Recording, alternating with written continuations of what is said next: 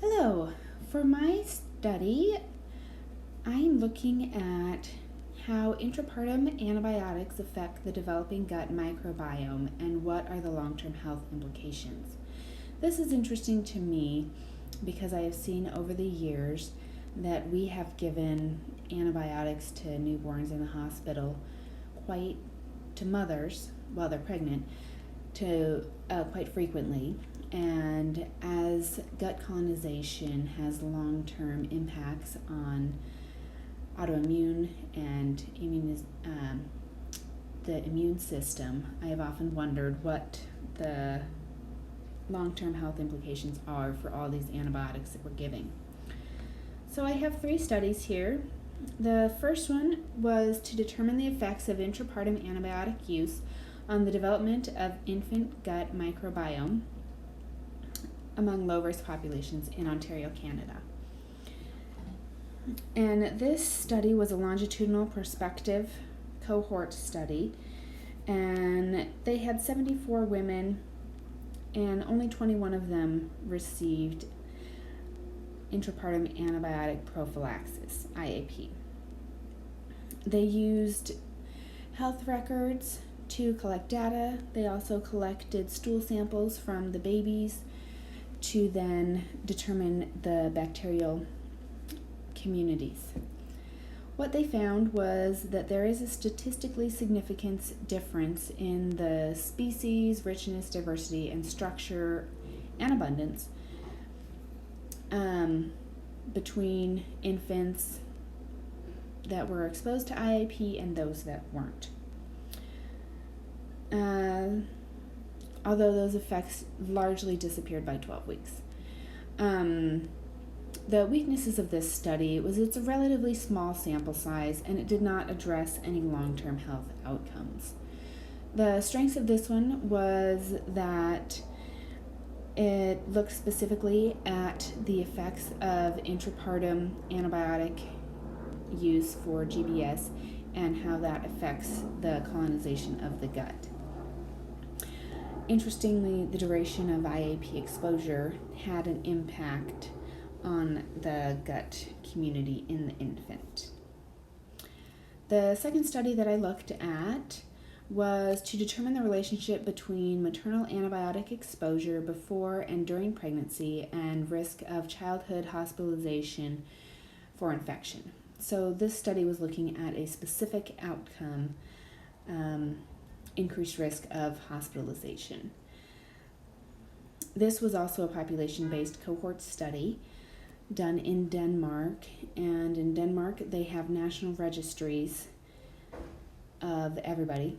So they were able to have an extremely large participants as they were able to use all live newborns without congenital malformations during the study period.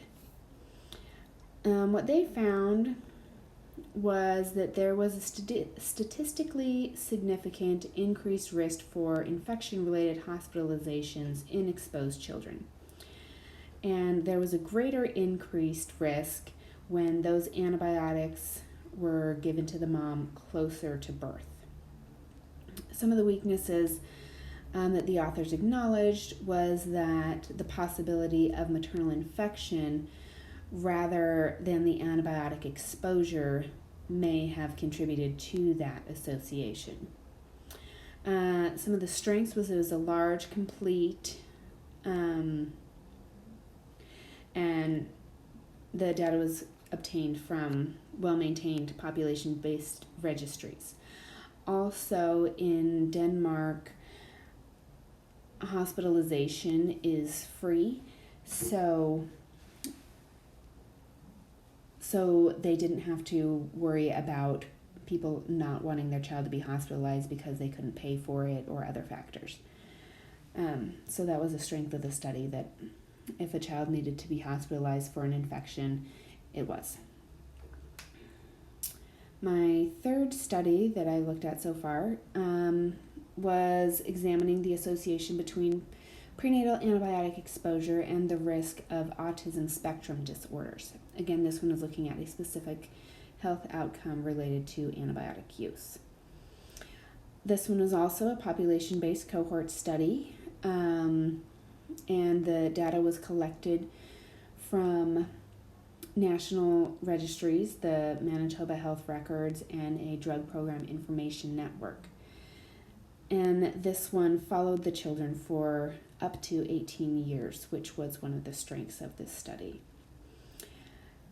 The conclusions of this one was that prenatal antibiotic exposure is associated with a small increased risk in autism spectrum disorders.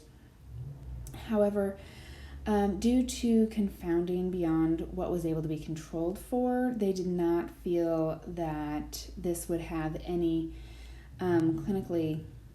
that this would not be clinically significant.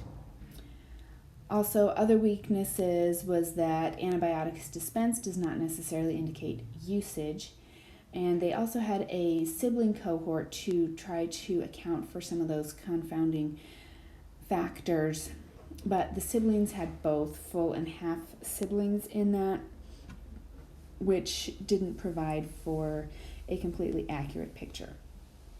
The strengths was it was, again, a large sample size, there was a long follow-up period, and that they were able to use administrative databases to identify the exposure and the outcome. Interestingly, children in rural areas had higher risk than those in urban areas. And that is what I've found